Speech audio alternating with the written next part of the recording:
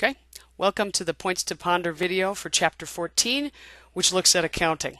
Now, before you run screaming away because accounting is not your forte, numbers are not your thing, or whatever other reason you might have for not wanting to read a chapter and think about accounting, I want to reassure you that you are not being asked to actually do accounting.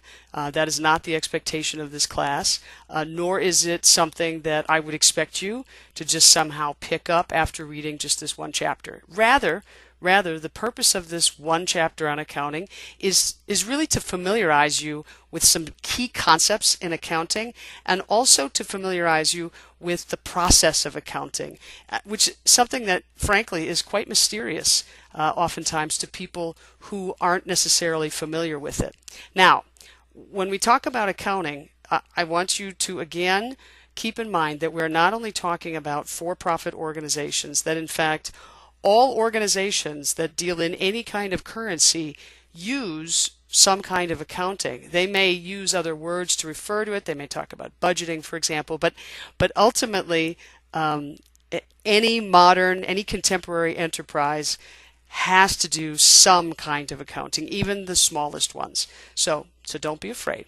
Okay, now this is the kind of chapter where if you haven't already done so, and I hope you have, but let's just say you haven't, to do the reading, really almost it makes sense to start at the summary of the chapter and then go back and refresh yourself with each of the pieces. So the summary starts on page 477, and that's really what I'm going to review for this video.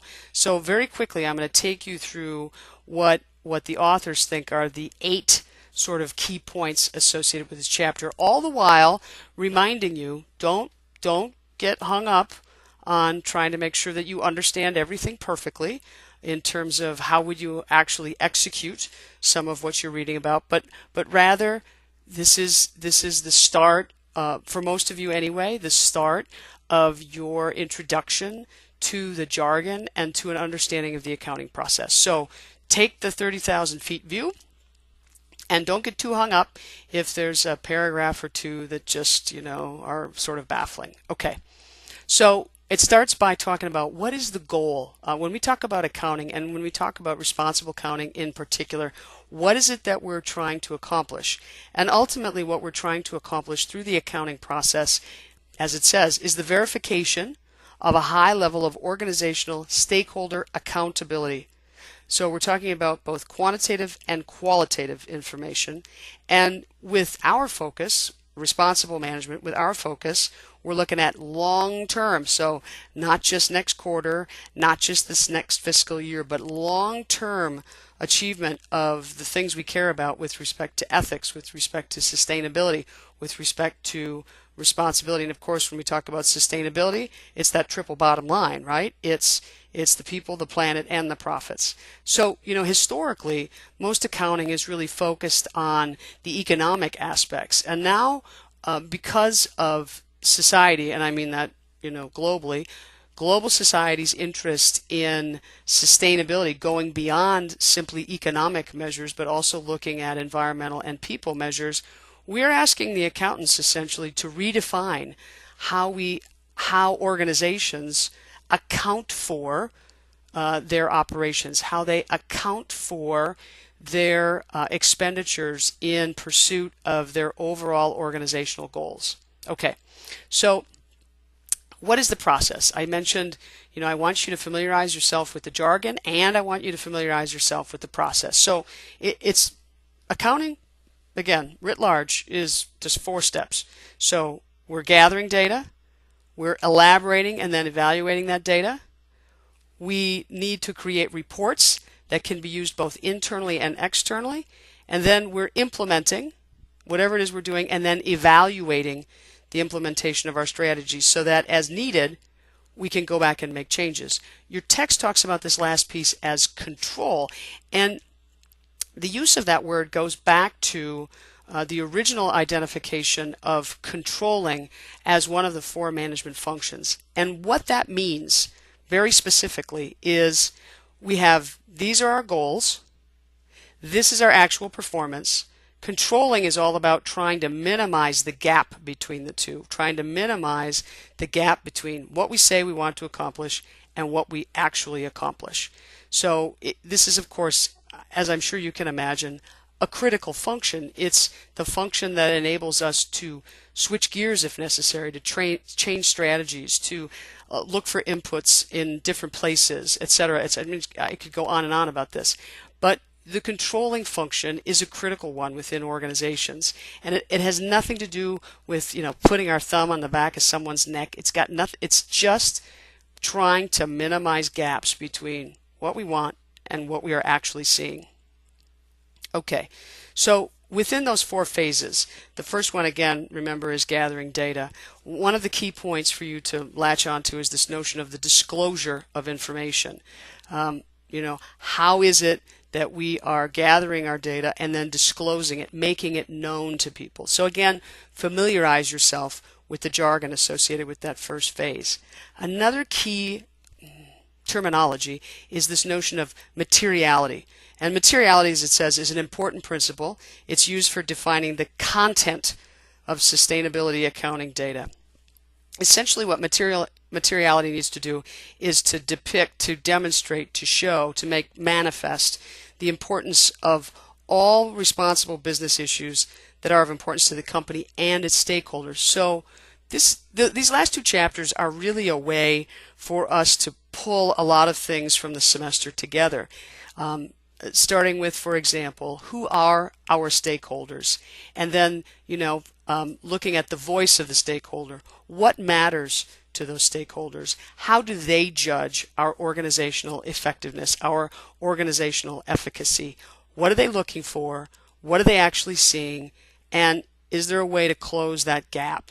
When stakeholders hold us accountable, what's really happening is they are looking for us to ensure that, okay, we know what they want and we are following through appropriately.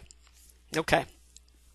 The second phase talks about elaborating and evaluating that data that we're gathering. And remember, we're talking about both quantitative and qualitative data. We are talking about going beyond traditional balance sheets. So responsible accounting measures a very broad set of social, environmental, and ethical benefits and costs, and then works hard to try and understand the impacts on the organization. Again, could be for-profit, non-profit, government, educational, the overall society, and the environment. So we're trying to understand how what we do impacts all of our key stakeholders. And once again, while at least some of what we're looking at relies on monetary units, and that's historically what the accounting profession has looked to because it's consistent across organizations, it's comparable across time, it can be normalized across changes in things like inflation, etc. So it gives us a reliable benchmark against which to gauge our continuing performance. So some units, monetary, okay, but ultimately what the accounting profession is saying is that if we really want to engage in responsible management, then we're going to need to use multiple units of measurement, some of which will be monetary and some of which will not. And then the key is for people to be able to wrap their heads around those other ways of measuring performance, those other ways of measuring what we really care about. Now, ultimately, what you'll discover is that more often than not, we'll still be trying to monetize, to understand those other units of measurement in monetary terms, to somehow equate them so that we can, again, compare across categories. Okay, third phase talks about reporting. And reporting is key, right? And the reason that reporting is key is that when you or I, even as individuals, share with other people how we're doing up against a goal, let's imagine, for example, that you've decided you want to lose weight or you want to gain weight. What the research tells us is that when you and I share our progress against goals, we are more likely to take the steps necessary to actually achieve those goals. So basically, holding ourselves accountable by sharing our progress with other people facilitates the likelihood of success. So reporting is key, and being able to do so in a way that makes sense to those essential stakeholders, that they can grab onto it and do something with the information, again, hold us accountable within the organization, is really important. Now the reality is a fairly simple one, in that these reporting mechanisms are continuing to evolve. There is not yet one set of standards that dominates globally that can be latched onto, and this is in contrast to what you see in the accounting world.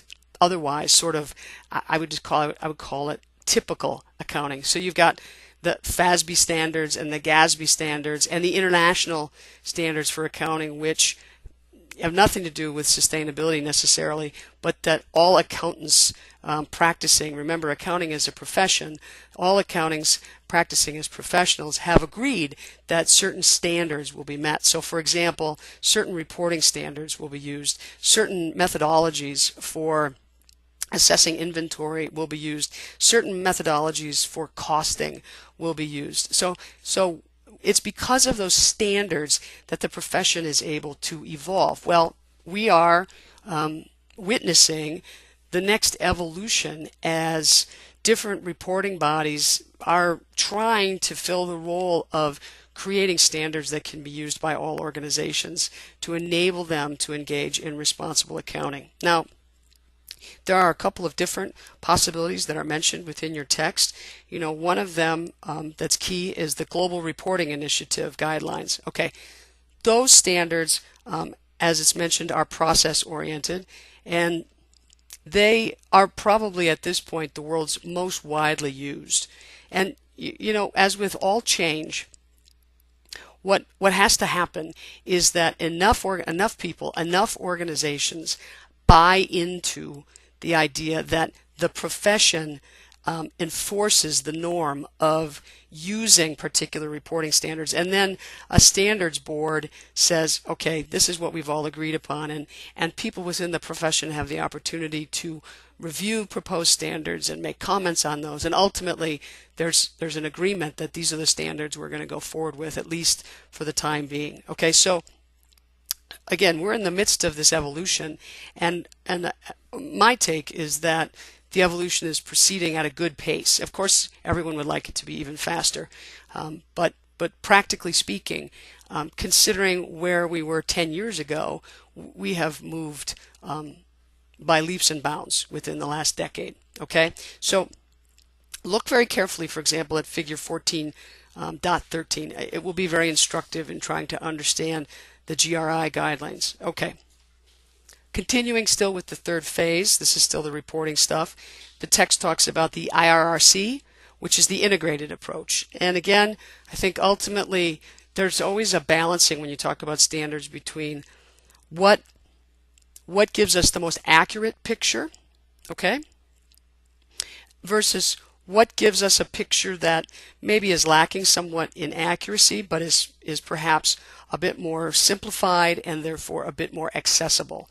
So we always have to try and find the balancing point between those two, between complete accuracy, trying to represent the complexity of the system in its entirety. I mean, just try to wrap your head around what that would really mean, trying to capture all of those interdependent relationships. Okay, so that's the accuracy versus, how do we simplify enough so that a vast majority of relevant stakeholders can access and you ultimately use it. This is what it comes down to, use the information. So the book talks a little bit about the IRC approach, the integrated approach, talks about, its utility as a framework. And I would encourage you to read it and come to your own conclusions. Again, thinking about accuracy versus utility as a function of simplicity. Finally, you get to the fourth phase. The fourth phase is focused on controlling. And remember what I said that's all about. That's all about trying to close the gap between what we've said we're trying to do and what we're actually doing. And ultimately, what we want is we want to be able to communicate with our key stakeholders how we're doing with respect to what we've said we're trying to accomplish so that we can continue to make progress toward our goals. And most importantly, accounting's most significant function when it is done well.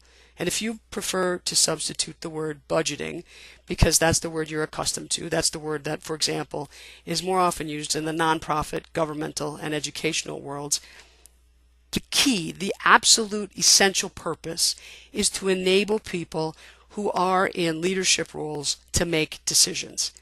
That's what the numbers need to be there for. They are not in and of themselves valuable. They're not. They become valuable when they enable people to make sound decisions that are evidence-based, that take into account the wishes, the demands, the hopes of the key stakeholders, the ones who enable us to be in business. Again, whether that's for-profit, nonprofit, government, educational, it doesn't matter. My last thought on accounting as something with which you need to be familiar, not that you need to become a CPA, but again, why you need to understand it, why it's important, is that we know from a lot of research, a lot of behavioral research, that the following is true. That which gets measured gets done. If sustainability is something that we really want to see our organizations doing, then we need concrete, credible, reliable, valid ways of measuring what we're doing within and across organizations. Because again, that which gets measured gets done. If we want it to get done, we got to measure. And that's it for Chapter 14.